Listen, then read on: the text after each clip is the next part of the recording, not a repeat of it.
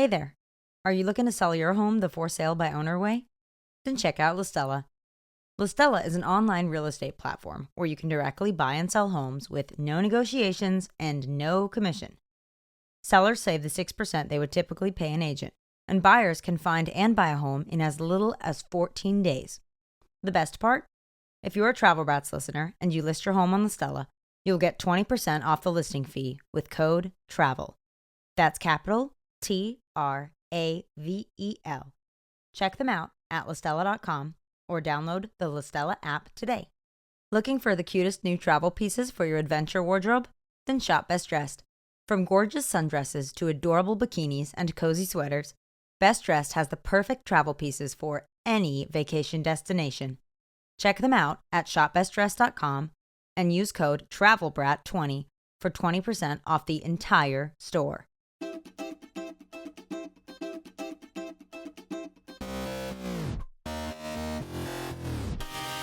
Hey y'all. I'm Soph. And I'm Nat. And we're the Travel Brats. Welcome to our podcast. We've been putting the brat in travel Since 2020. and we're just getting started. From hidden gems to world-class travel. We've been sharing hot and not destinations from a bird's eye view and a party of two. So what's on the itinerary today? Hey, Travel Brats. Happy Travel Brat Tuesday. Today we'd like to welcome a very special guest, travel entrepreneur, angel investor, and founder and CEO of Bubbl, Hayley Melidonis. Hayley Melidonis is a global business development executive and entrepreneur with 15 years of experience in technology, media, and travel. Hayley has worked with companies like Uber, Intel, and Nokia, and has launched innovations such as autonomous vehicles and augmented reality. As the founder and CEO of Bubbl, a platform that creates unique group travel experiences, Hayley is focused on connecting like-minded travelers. Hayley previously founded Total Heliski, a heliski adventure company, and ran shared ski houses in Palisades, Tahoe. With her expertise in group travel, Hayley offers valuable insights into the future of social connectivity and travel trends. Hey, Hayley, welcome. Hey, how are you? Thank you so much for having me. I'm good. How about you? Great. As you say, looking forward to the holidays. Yeah, right. Me too. And I want to start by asking you a little bit about yourself because I've introduced you to our travel brats, but I just kind of want to know where you're from, where you're located now, and kind of what inspired your love of travel. Well, okay, the fact that I'm Australian, it probably doesn't surprise you that I have a love of travel. The two are synonymous if you've ever traveled the world. I was once in far-flung Russia and I ran into Australians. I was like, what the heck? You cannot escape them anywhere. We're like a disease.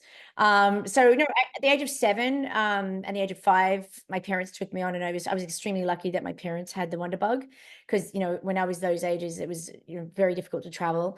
But at the age of 7, they took me to Europe in a camper van for 3 months. And that was a very formative experience, going around Europe in a camper van, seeing squirrels and, leaves. I remember looking at a pond in a British, the Eiffel Tower. Like, it was just really forming. And then, up until the age of 18, I just wanted to travel because that's what everyone wants to do, but particularly me, because I'd seen some of the world and I knew what was out there. So I saved money. I got to college, like a scholarship, and that enabled me to actually save money. I actually had like 2 jobs. So I decided after college I was going to travel, and travel I did for 2.5 years. Wow. Yeah, Australians can get visas and things, and I was lucky to have a British passport through my heritage, and so I was able to like travel and work around the world, Japan, Europe, and I did all of this before the age of 23. So I kind of came back and I was ruined for life. That's great. During your travels, what were some of the favorite places that you visited?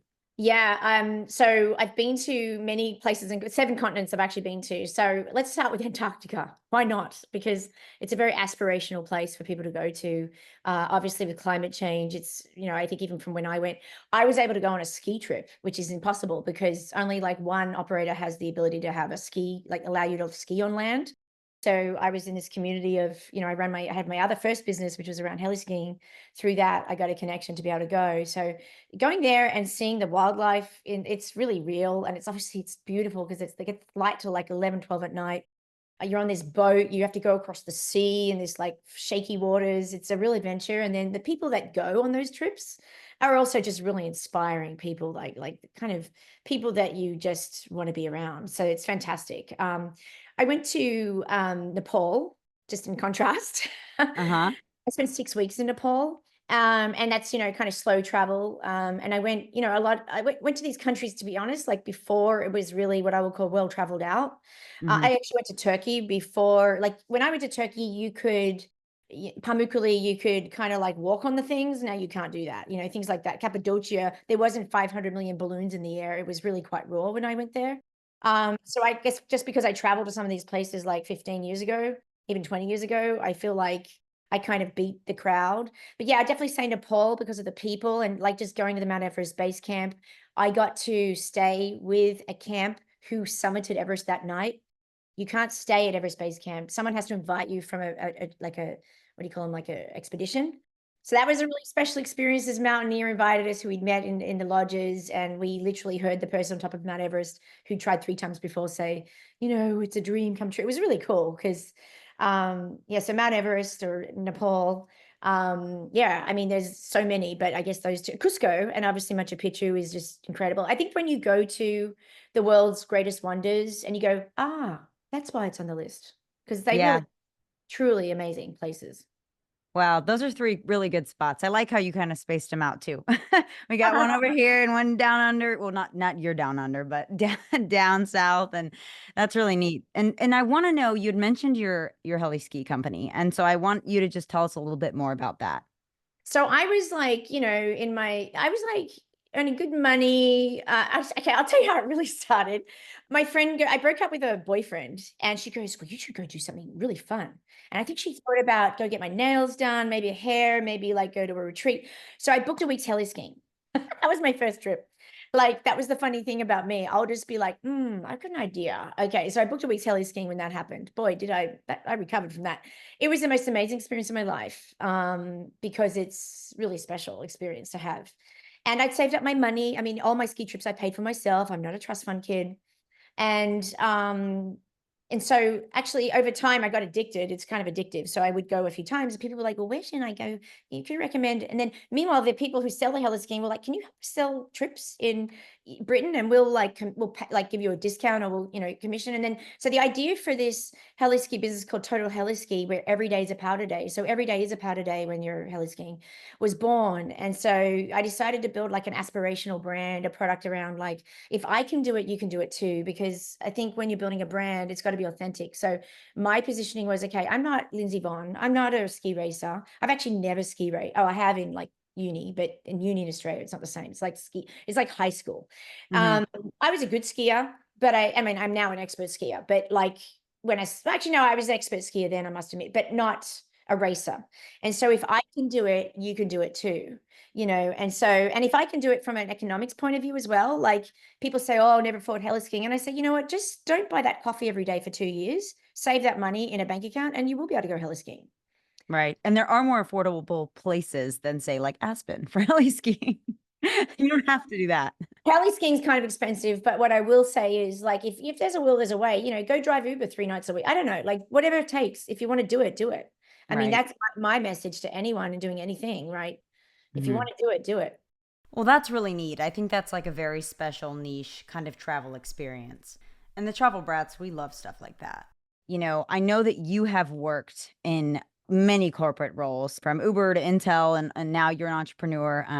Probably were an entrepreneur or have always been an entrepreneur. But I just want to know, what are some of the key challenges that you faced when you were transitioning from your corporate roles into a full-time entrepreneur in the travel industry? Yeah. So firstly, it took me 2 years to decide to do it, because having built Total Heliski, I knew how much work it would be and the ups and downs, like it's the most. So I literally quit my Uber job to go into building a startup in the most difficult fundraising environment in the history of mankind, of Hmm. Silicon Valley, right? And in a headwind where every other company that's AI is getting funded, particularly in Silicon Valley.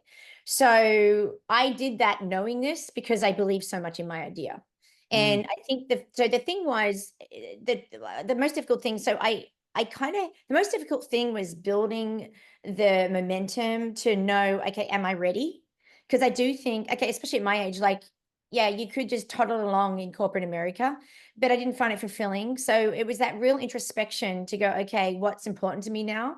And I think there's a famous podcast or a quote where it's like, if not now, when? I forget whose it is or who said it, what podcast. It might have been Sarah Blakely's, but it's like, if not now, when? And I looked at the Bubbl idea and I'm like, my God, COVID's over, yada, yada. If not now, when am I going to do this? When am Mm, I going to have this experience, take this risk? I had to know I had savings in the bank, and boy, have I needed them. Boy.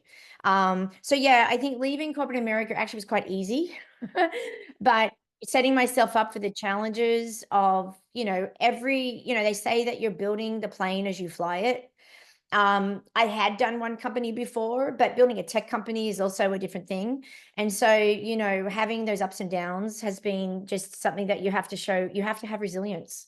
You have to mm. believe in your idea. And so I guess the difficult thing is just knowing that every day I wake up, like, I've made this decision, you make your bed, you lie in it, and you just move forward. My dad has great advice. He says, just take the next step forward. Right, roll with the punches. Yeah, one step at a time. Yeah. Yeah. Well, that's interesting. That's a really cool story. And I know I'm super excited to talk about this now. You obviously left the corporate world and you jumped into entrepreneurship and you created Bubbl. So, what initially inspired you to create Bubbl? So I think like, if I look at it like collectively, subconsciously, it was like all the combination of my life experience. And what I mean by that was the 2.5 years of being a nomad myself.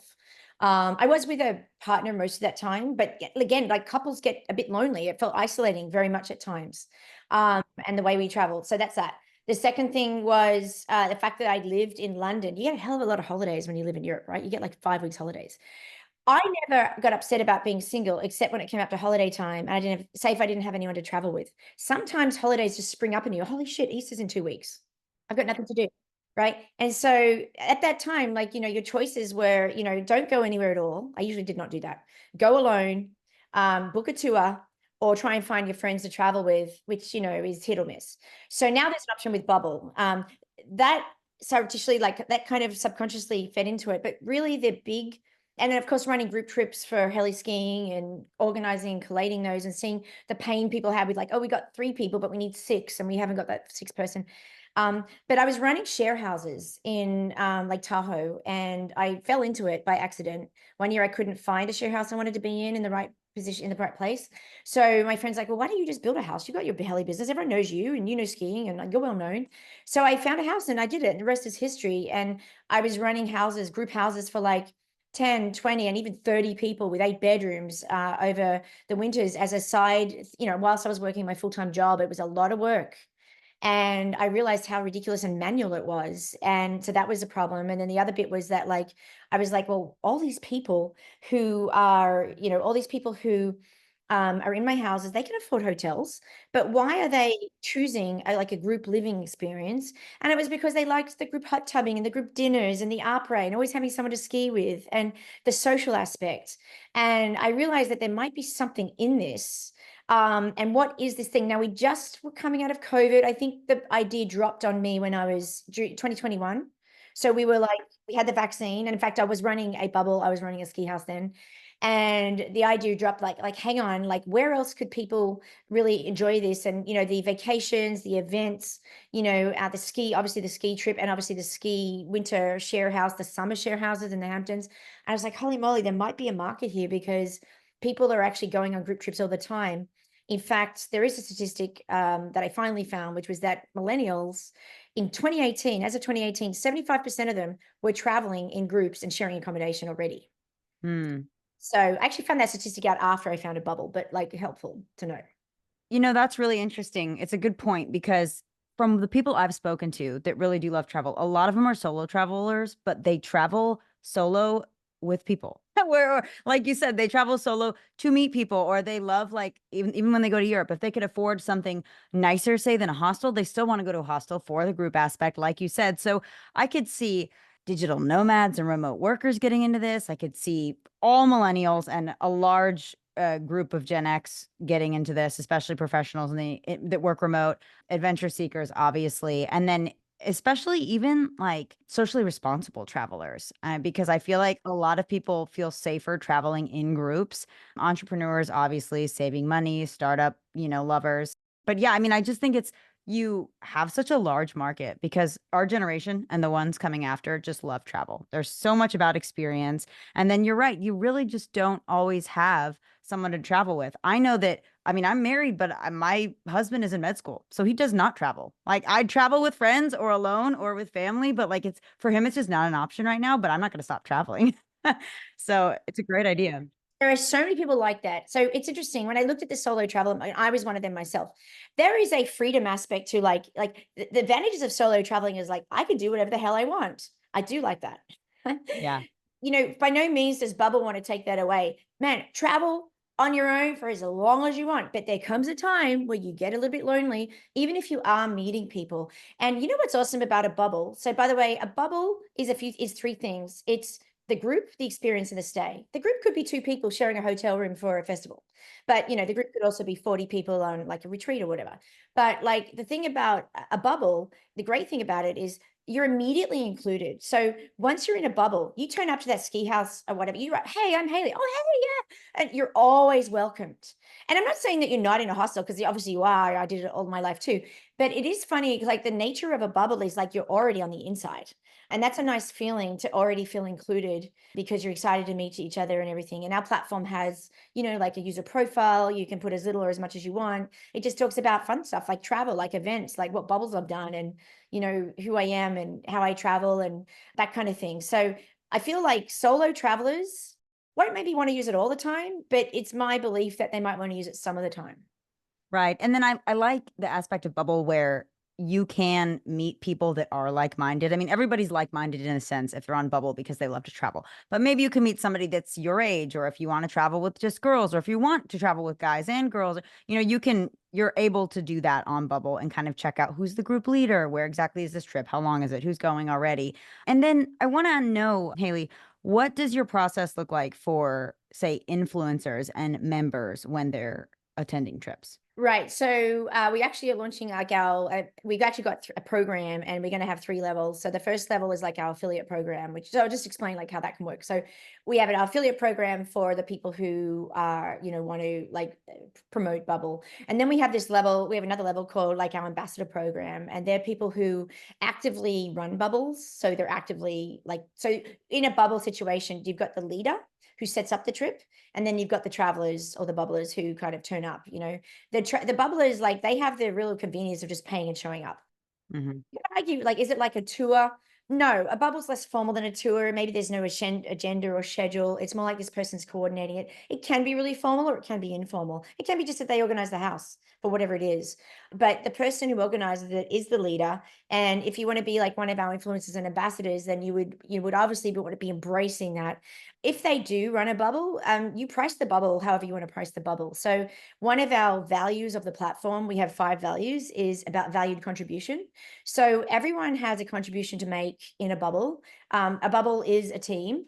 A Bubbl, whether you're the guy that unpacks the dishwasher or girl, or whether you're the person that cooks breakfast for everyone, or whether you're the person that's organizing it, everyone creates value in a Bubbl. I mean, that's what makes a good Bubbler and a good, Bubbl experience, that everyone leans in. The organizer takes a particular effort because they're obviously organizing the accommodation. They're the one that has to get reimbursed.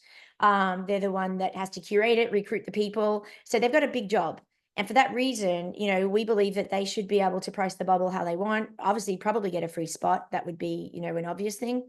Or if they're just doing it for their friends, maybe they're like, okay, no, I don't need to, because, my friends are my friends. So we leave it up to that leader to organize it and to run it. And so, yeah, influencers are really interesting to us because, the ones that travel, the ones that love the idea about social travel and social connection, they could be influencers in like the entrepreneur space, like Web3, for example. They could be someone who's building their own personal brand with whatever that is. You could be like a biohacker expert and you want to build a profile on Bubbl, your brand, by maybe you run online courses, but maybe you want to run like some workshops each year, and maybe there's a biohacker conference and you want to attend that conference, obviously get a free spot, maybe recruit some customers. So you might run a Bubbl, a biohacker, run a free workshop or whatever, or get a partner, or even get a sponsor in to help you kind of facilitate. Maybe you have a special dinner party and there's a special guest who's a special biohacker. Like, the world is your oyster. There's an infinite. So we have a saying with our logo, the little bees, it's your passport to infinite travel possibilities. So,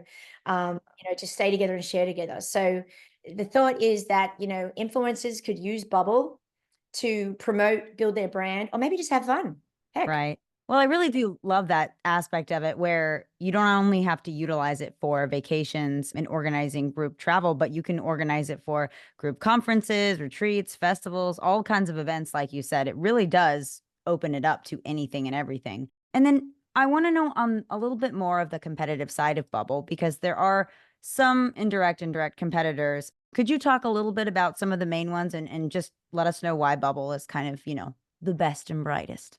Well, I think the biggest one is Facebook and WhatsApp, right? So, the incumbent of Facebook and WhatsApp. So if you think about Bubbl, there's two aspects to Bubbl. There's the tools to organize the trip, which we actually have a 66% simplification or reduction of work for organizing a group trip, based on the number of steps that you need to do to organize one.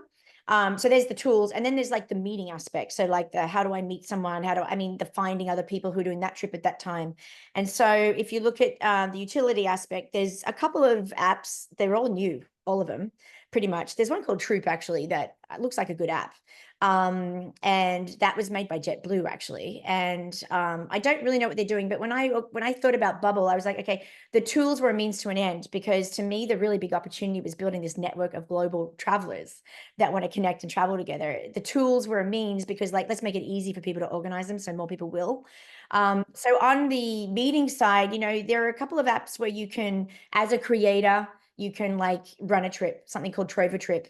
Those people tend to be formal kind of tour agents, tour guides. I think some of them are travel creators. It's a great platform.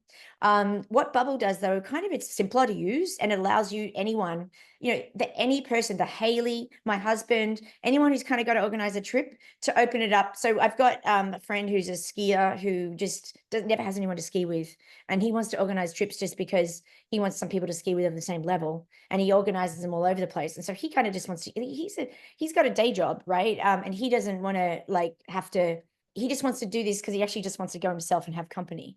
So Bubbl's there for those people. So Facebook, I said Trover Trip. So here's the thing, there are some apps that are popping up Trip BFF. They've got a very young audience. What they've done is they've taken what people are doing on WhatsApp, lots of chat, and put it back on their app. Chat's nice, but what we're doing with Bubbl, we're actually facilitating trips that are happening. So you can book a spot on someone else's trip. There's a real trip that's really happening. This person's running it. They're getting your feedback as to, which property, there's some refinement happening in the process. We allow it to be flexible, where you can, you can switch out maybe the accommodation or itinerary based on people's feedback that they give you, but you post a trip saying, this is kind of the idea of what I'm doing. And then people can apply. And so because people can apply and book, it's kind of, I think, more real. And I really think that, funnily enough, on their webpage, they put endless posts. And I'm like, that would just be a complete nightmare for me to have to search through endless posts. That's what I hate about Facebook. I want to find the trip going at Easter to somewhere I want to go to with people I want to go with. And that's what I can do on Bubbl. So Bubbl presents truly an alternative to, all the other trips out there, and to, formal group travel. Formal group travel usually has and there's some great outfits out there, but, it has an itinerary, and you kind of got to be part of it. And, with Bubbl, there's I think a little bit more flexibility. Now, this makes me think of something. Is Bubbl any sort of, is it based on location at all? Can you see where people are located? Yes, you can. You can. Yeah. So the users on Bubbl have the opportunity to say, we actually have three things. We say where you're from and where you're living. And if you're not living anywhere, you tag yourself as a digital nomad. Okay, great. See, that seems really interesting to me on both ends, but the end where, say, your guy friend wanted to do a ski trip, maybe he lives out in Utah or he lives in Colorado, and he not only is able to find some skiers that will go on this particular trip, but maybe they're locals too. So then he all of a sudden is friends with 10 people that are the same ski level as him that he can constantly go skiing with all the time. So I just think that that's a really neat aspect. Now, in the sense of the community and just like having a safe community, could you talk about how Bubbl is kind of just making sure that the group leaders, the trips are safe and you can trust to share these travel experiences with others that you haven't met before? Yeah, so all of our leaders, they have to sign up through to get paid. They have to sign up through Stripe. We use Stripe; it's a global brand. They have a know your customer (KYC) process that is stringent. It's globally recognized, anti-fraud, etc. So that's that side of it. But on the traveler side, and actually on everyone's side, everyone has this. So we have four things. We have the user profile itself. People do fill that out themselves. They have to use their real name. The second thing, which is exciting, is we have everyone on the platform who participates in a bubble needs to be verified. So you do like selfie face ID checking. Mhm. We actually have a supplier that recognizes deep fakes. Deep fakes are the new AI beating thing. So I'm working with Silicon Valley, top companies that are doing that. So that's very important, particularly I think with female travelers. Like, here's the thing, we know who's in your property more than even Airbnb knows, because we're going to know who's in the property and who's with who. Third thing is the rating system. We're rolling that out. We're experimenting with it right now. So the idea is like, how you have your Uber score, and no one really wants to be kicked off Uber or not like led into a car because they got a score of less than 3 or whatever. Same thing, Bubbl, you're going to have your Bubbl score. What was this person like to bubble with? That or that? It's kind of like going to be the initial thing. And really that's going to be like, judged by all the people in the bubble, obviously not just the leader. So we've got that. And then obviously paying through the platform. So when there's payment involved, where you're sharing costs and things, by travelers being able to pay through Bubbl. Like when I was running my ski houses, they would like meet me on the phone. I'm like, oh yeah. By the way, in their user profile, they can have their social links as well. And we highly recommend people to complete their profile and put their social links so people can click on that and go, oh yeah, we got like 3 connections or something on LinkedIn. But yeah, the payment piece. So that I would like ring people and be like, oh yeah, my name's Hayley, blah, blah, blah. Oh yeah, by the way, can you send me $1,000? And they're like, okay, where to? Wait, what's your user profile on LinkedIn? You know what I mean? It was dodgy. And, Right. people are, so today, what we're saying is like, nothing's perfect, but let me be honest, like right now, people are organizing this stuff today through WhatsApp groups and through Facebook. Facebook's particularly like scammy and fake profiles and dodgy, but people are going to these groups and doing it through there because there's really no other safe way to do it. So Right, and I think that's a great point because it's what it's specifically for, where that's not what Facebook is specifically for. I don't even know who I'm talking to. Like you said, exactly. Anybody can join, it's hard to vet people. We're like, okay, everybody, every travel professional here is approved. These people that are going on trips, they're all real people. Here's where they live, here's who they are, here's all their social links. So you can stalk them on social media as much as you want, make sure they're legit. And yeah, and then you just feel more comfortable and safer, and it's a great platform because I think it is just very purposeful. Now I want to transition a little bit because you've just been into tech world for so long. And I just want to ask you a couple questions about it. What role would you say technology plays or is going to play in shaping the future of travel? And how does Bubbl incorporate that technology to just enhance their user experience? right. So obviously AI is going to be huge. And right now, today, we launched last month. We don't have an AI solution in the platform, but the reason for that is that what we're doing with the shared accommodation piece and the it's like crowdfunding getting together. We didn't feel like the AI today would add to that. We wanted to really build like capability and take that to market and see how that went. And then we're going to fold in like making things easier, like easier to find people and easier to find that house and, recommend that itinerary. And there's a lot of really great travel apps that are doing recommended itineraries and things. As we know today, though, and I was actually talking to a supplier yesterday that we could plug into our platform. AI today, a lot of these in travel, like these AI tools, they're just using ChatGPT. Mhm. Recently, the guy that had this platform that we may partner with because we may plug it in for recommendations where you can actually book like tours and side events for your whatever your bubble is. That was brilliant. He's actually an Australian founder as well. What was cool about that was he was like, yeah, we actually have real products and real trips, whereas a lot of these AI apps today, they're very experimental. They're like ChatGPT's coming up with it, and it's ChatGPT's kind of full of shit sometimes. You have to verify it. You do. You really have to read through that and do a double check for the facts. Remember what it's like when you had the Lonely Planet book or the whatever the app, and you turn up and the thing's not there or it's moved. I mean, I got to say, my favorite is the rule of 3 when I travel and I'm in a town and I ask the rule of 3. You know what the rule of 3 is? Ask 3 different sources like on the street. Like now you can ask ChatGPT and you can ask Google, but I still rely on, oh, hey, I asked 3 different sources, not 2, not 1, 3. That's the triangulation, okay? And I asked 3 different sources for whatever the thing is until I get the right answer. When you're in Japan, you have to do that because they'll kind of lie to your face if they don't know, just to save face. So it's cultural, about like if they don't know. But yeah, no, travel is going to be, I mean, it'll be like you can book in a heartbeat, like without any friction. I think the ability to not have to like interact with apps and things. I will say that I think even today, apps like booking.com have changed people's lives. I was in Europe 2 weeks ago, and here I am booking, like I was flying to London that morning. I was at the airport flying from Spain, and we booked the hotel right there. And yeah. And do you do that? I mean, I do that. I was gonna say I've done that many times with hotels where I've been in a city and I have been like, let's just stay one more day. Let's just stay one more day. Let's just stay. So I've just jumped on Expedia and been like, oh, if you book the day of for a hotel, it goes from like $600 a night to 1 or 50. They're like, come stay tonight. So I have done that with hotels a lot. I mean, it makes travel so much easier. It's funny. I was looking at Product Hunt the other day, that app. Does anyone know Product Hunt? It's like that technology platform. And I was looking at all the travel apps there, and there was one around like flight delays and how to like deal with the airlines. And I thought that was good because people are coming up with solutions for how to solve, some of these travel problems. I thought, God, people have got it so easy these days. When I was nomading around the world, like it was just not that easy. It was hard. And by the way, I have to say the hardship is kind of part of the challenge, like not knowing, so you can manage uncertainty so much more now with technology that you could never do before. I don't know if that's a good thing or a bad thing, because one of the values of Bubbl is about serendipity and the serendipitous situation. So when you travel, as you know, you have good things happen to you and you have bad things happen to you. And all of them combine to make you who you are. We have a saying with Bubbl that you are the product of all of your bubbles. So you are the product, the bubbles before Bubbl, the bubbles within the Bubbl platform, and the bubbles before that. You are the product of your school bubbles, your high school, all the bubbles, your family bubbles. Like you are the product of all your all your experiences and all your interactions. And so, yeah, but travel just makes it so much more efficient. And I mean, we're going to be traveling to the moon apparently and to Mars. So that's also going to be another factor. It's going to be on Bubbl.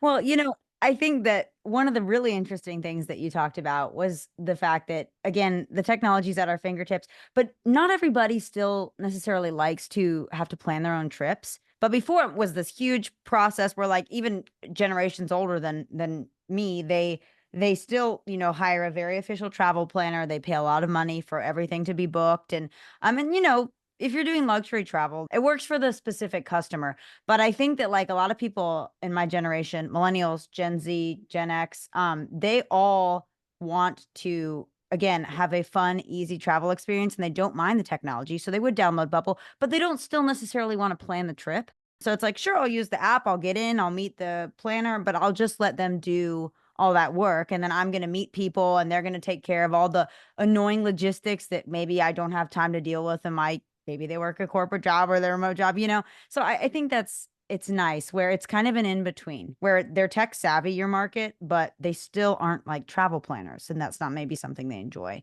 Now, in the aspect of social travel, what do you see as the future of social travel? And just how do you think Bubbl can help shape it over the next decade? Yeah. So obviously, I mean, social travel, what did I call it the other day? Community travel, I actually call it. So we're actually calling our platform a community travel platform. So what's really interesting, I'm going to call it community travel because what we're seeing, what I'm seeing, I'm in the tech world here in, Silicon Valley, and, communities, the word community is becoming very interesting. And I think it's because of COVID. A lot of people are building communities and popping up, and you just have to see the evolution of like LinkedIn and Facebook and the tools they're bringing in place. Like there's a lot of value to communities. And even when I was at Web Summit last week, there were like communities within the Web Summit community. Like I was in the USA Founders community. I was in this one called York Seed. I was in this other one called, I forget what it was called. Anyway, Startup, something or other. And so I think that we're embracing a concept at Bubbl called super Bubbl communities. So how I see it is like people will be in lots of communities, and then we want to interact with people in lots of communities and join lots of communities because people enjoy what I'll call the pop-up, the in and out.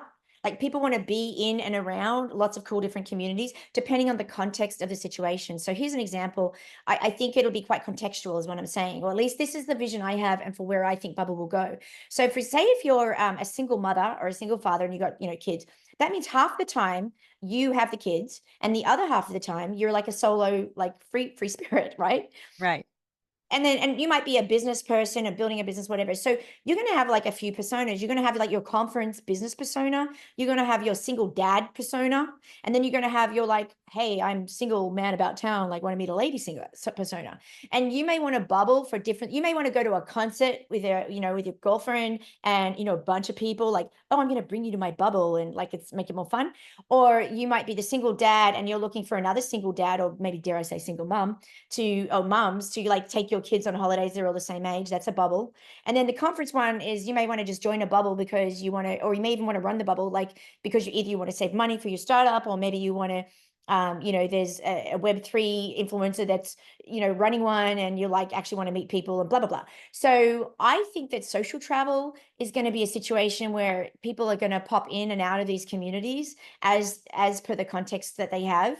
And the question is, so if you think about social media today, right? So people are like, they're collating all their friends and they're getting a bigger and bigger and bigger friend group, aren't they? And so my question will be, I don't know, like, how often will you go back and travel with that same person again? You might, I don't know, but I feel like what's going to happen on Bubbl is we're going to have like a cohort of like really heavy users, or at least that's what I hope, who realize that this is the way to travel. Some of these heavy users are going to be the organizers. They're going to realize that they never have to pay again to travel. I'm going to run webinars. People who are running ski leases, I'm helping them. And I'm realizing that all my experience really can help them. So I think there's going to be a cohort of people who are facilitating, and they may actually be social connectors in their own right. Those people who are facilitating it. So I think it's going to be exciting. And here's the thing. I think that Bubbl is going to be the new way to conference and the new way to festival.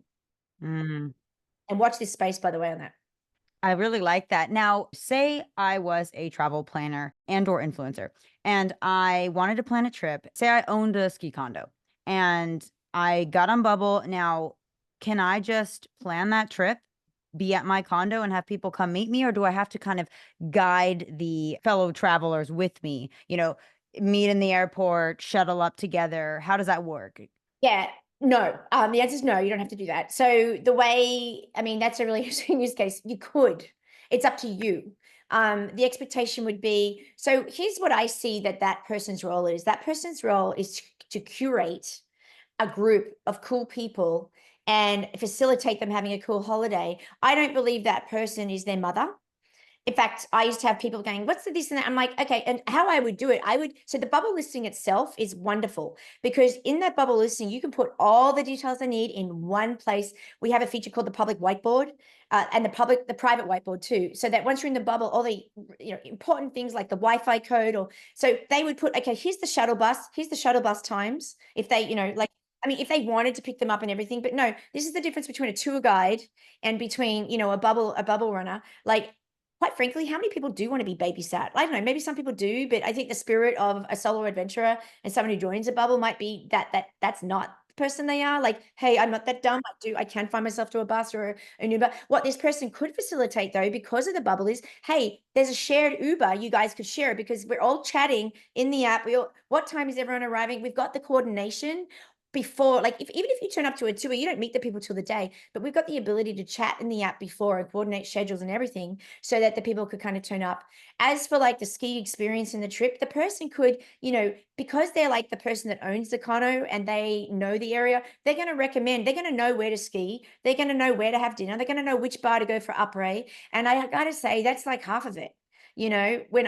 When I've gone skiing in other places, I went to Steamboat 2 years ago with my husband. We by chance met these locals in a bar, and they by chance took us to some backcountry stashes because we were cool. That's why they liked us. But imagine if we could have bubbled, we could have joined. In fact, they had an Airbnb. Imagine if we could have joined their Bubbl and they could have said, yeah, we're going to take you to the backcountry stashes. They were hilarious, by the way, these guys. We went night skiing after too many drinks. Very fast they skied. I'm surprised they survived. That's kind of how I see the leader's role in Bubbl. They're not your mother. They're not your tour guide. They are your facilitator, your curator, and your maybe like local about town. Yeah, I love that. That's what I was trying to get at, because you'd kind of already said it earlier in the episode, but I wanted to kind of hammer home that, like, it can be as hands-on or hands-off as you want it to, which I think is so cool. Where if you're busy and you're working, but you're like, guys, come up, here's this weekend or week of travel in this condo. You guys, here's where the shuttle is, where to eat, what to do. You guys are all different levels of skiing. Fine. You two beginners, this is where you'll start and this is where you'll get your passes. You two intermediate, you two expert skiers. So I think it's really cool. You could do a group too that wants to do all the same things, or like you said, a group that kind of wants to just stay in the same place and then split up, or half of them end up becoming besties and maybe two of them fall in love and go on their romantic ski date and In whatnot. my ski house last year, we had a couple get together. I met my husband in a Bubbl. We haven't talked about dating. Were you coming onto that topic? Well, Bubbl. I mean, Yes. I'm actually trying to get a contact over at Bubbl right now. I think it'll be very interesting tie up with Bumble and Bubbl. We met, my husband and I, in a summer share house. It wasn't a house I was running. Funnily enough, we beat Bumble because he later found me on Bumble. He's like, what are you on Bumble? I'm like, well, what are you doing on Bumble? But we hadn't really got together. But we sort of had. But so I've had, not every year, but many years, actually couples get together in my Bubble. And sometimes they keep it a bit secret. And usually I'm the last to find out. they're like, is this allowed? You're like, yes. I mean, it's not school. Yeah, it is funny. Sometimes they like to keep it quiet. But no, it's really wonderful because it's a wonderful way to meet people just organically. Mm-hmm. I walked into the kitchen. He was in his robe cooking breakfast. He had a fry pan in his hand. I'll never forget because he had a fry pan in his hand with an egg flipper. And I walked in and he was like, hi. And I'm like, hi. I was like, would you like an egg? That's great. Well, what's funny is a lot of people do meet on trips or, Yeah. when they're traveling. And so you think about Bubble, you think about Bumble, and it's like, well, it's literally travel. It's Bumble for travel. We're like, okay, wherever you guys are, come on. Stay together, share together. That's our t-shirt. Stay together, share together. Yeah, I love that. On the back of our t-shirt, it says, adventure awaits, let's bubble. So Bubble is about serendipity. You can meet your husband or wife. You can meet business contacts. My CTO, I met in a Bubble, a ski Bubble.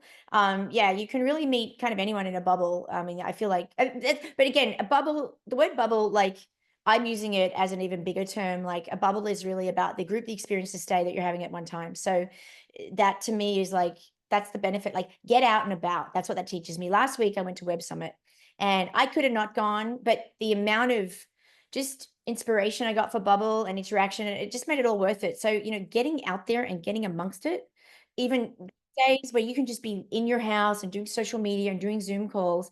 No, get out and get about and start bubbling and see where life takes you is kind of what I feel it's about. Yeah, and I just can't imagine people not making lifelong friends and connections from it. And so that's a really special aspect of it, of the group travel and just being able, because again, we work so remote these days where you just don't meet a lot of people unless you really get out there. So now since we're on the customer facing side of it, where maybe you're not the influencer or the group leader, traveler, walk me through if I was, okay, I want to get on here and I want to see what's available. And so, how do I download, log in, kind of just all the steps? Right. So I'm glad you said we don't have the mobile app just yet. We're a month old, but that's going to be happening over the winter. So yeah, just watch this space for that. So you go to bubble.co, bubbl.co. Yeah. So how do you so Bubble's live today? You can go on there. You can search for a Bubble. You can create a Bubble. What you do is you go to bubble.co. So it's bubbl.co, and you will land on our listings page and it'll say, book a spot on anyone else's trip. So you'll look at all the listings, you can filter. So what's cool about Bubbl, and of course we're growing and we're new, so you're going to be obviously seeing a lot more Bubbles in future, but you can filter by the type of activities that you'd like to do. You can filter by one or more. So it could be nightlife, it could be skiing, like mountain holidays. So mountain holidays and nightlife, if you're a party animal, that's probably what you would, because when they create the Bubble, they're going to say whether it's a nightlife Bubble or not. Then you can filter by other things, so say if it was an event, you could find that event. You can filter by, does this Bubble have private bathrooms and private bedrooms if you only want it? And of course, because the level of sharing privacy on Bubble, you can sell your own rooms, you can sell rooms within a house, or you can sell bunk beds within a thing, or even sharing a yurt. So you can sell kind of anything on Bubble. So you can filter by that. You can filter by the type of friendly. So for example, if you've got toddlers and you want a holiday with other people with toddlers, I have had that, you would tick toddler friendly. But if you're a single solo traveler, you would pick, solo friendly. There's solo female friendly. That's obviously an extremely important category. And then you'll be looking at Bubbles and there might be solo, women only bubbles, for example. One of my friends said Bubble's like a fraternity house. I didn't go to college here. I mean, for adults, I think that was a fun thing, a fun way. But so there's lots of different filters that location, and then I think it's dates as well, I think. And so you can find bubbles that way. Once you get onto the listing, you review the listing, you look at the leader, you contact the leader. There's a process. So you can't, well, some of the bubbles, we're bringing in this instant book thing, but the idea of Bubbl is that you kind of like get to know each other a little bit because the leader's curating it. So what the leader does is you contact the leader. When they build their bubble, they have the ability to create questions if they want to ask you any screening questions. You answer those questions. If there are any, you apply, and then immediately you're in your leader's dashboard, and you have a dashboard too. So you can go in and check in the status of my bubbles, and you can see like if the leader's chatting with you, maybe they've sent you an email. Everything's kind of done on email. So you want to be checking your emails to find out, have they invited you? Have they sent you an email? Is there a chat notification? And then what happens is they will invite you to the bubble, and then you will get a link to pay. And obviously the payment confirms your place in the bubble. When you do get an invite, we ask that you only accept it if you're planning to come to the bubble, because the leader's relying on your acceptance to know that the bubble is going to be confirmed and going ahead. So it's a group, it's like a group like funding thing, like not funding, but a group crowdsource thing. So it's super important you don't let other people down. We'd rather you not accept a bubble than accept it and flake. And if you do flake, you'll get a bad rating. So that's how we kind of police that. Right. That's smart. We will be providing a link in our blog and in the episode notes so that you guys can go through Travel Brats and check out Bubbl and hopefully get on the train to your next trip. Or if you're an influencer, become a planner with Bubbl. But Hayley, would you give us some advice for other entrepreneurs who want to create a startup that, say, disrupts an established industry like travel? Okay, wow. Let me think about that. I feel like I'm a beginner too, you know what I mean? Like I'm not someone who's done 4 exits.